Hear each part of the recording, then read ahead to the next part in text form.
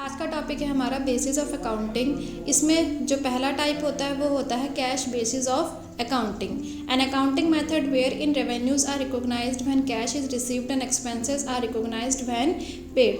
Cash basis of accounting का मतलब होता है कि ये अकाउंटिंग का वो मेथड है जहाँ पर हमारे रेवेन्यूज़ यानी कि पैसा का आना आर रिकॉग्नाइज्ड पहचाने जाते हैं। कब? कि जब हमें पैसा मिल गया हो या फिर एक्सपेंसेस जब हमने उनको पे कर दिया हो, यानी कि हम उसी ट्रांजैक्शंस को रिकॉर्ड करेंगे जब हमारे पास या तो पैसा आएगा या फिर पैसा हमारे पास से जा चुका होगा।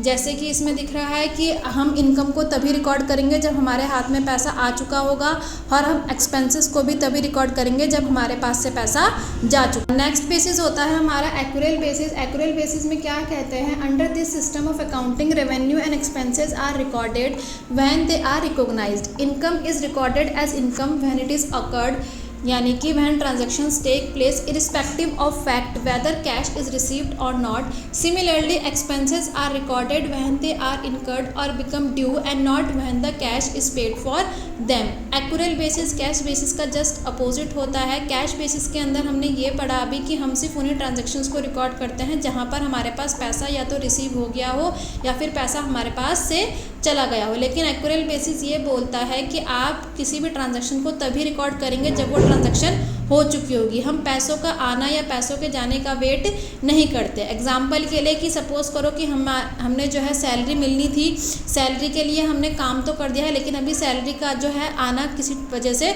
रुक गया, यानी कि सैलरी एज अ इनकम हमारे पास नहीं आया, लेकिन तब भी हम सैलरी को रिकॉर्ड कर लेंगे। ऐसे हमारा कोई एक्सपेंस हो सकता है कि जिसकी ड्यू डेट आ चुकी है, यानी कि 15 तारीख को हमें कोई एक्सपेंस था जिसको पे करना था बट आज 20 तारीख हो गई है और हमने अभी तक उस एक्सपेंस को पे नहीं करा है, लेकिन तब भी हम उस एक्सपेंस को रिकॉर्ड कर देते हैं। तो ये क्या हुई हमारी एक्यूरेल बेसिस ऑफ अकाउंटिंग, यानी कि जैसे ही हमने कोई इनकम कमाई है वैसे ही हम उसको रिकॉर्ड कर देंगे, चाहे पैसा अभी आया हो चाहे नहीं आया हो। और कोई भी खर्चा जैसे ही हमने उसके लिए कुछ चीज़ एक्सचेंज में ले ली हो, चाहे अभी तक हमने उसकी पेमेंट करी हो या नहीं करी हो, हम उसको रिकॉर्ड कर लेते हैं। इसी को हम बोलते हैं एक्यूरेल बेसिस ऑफ अकाउंटिंग।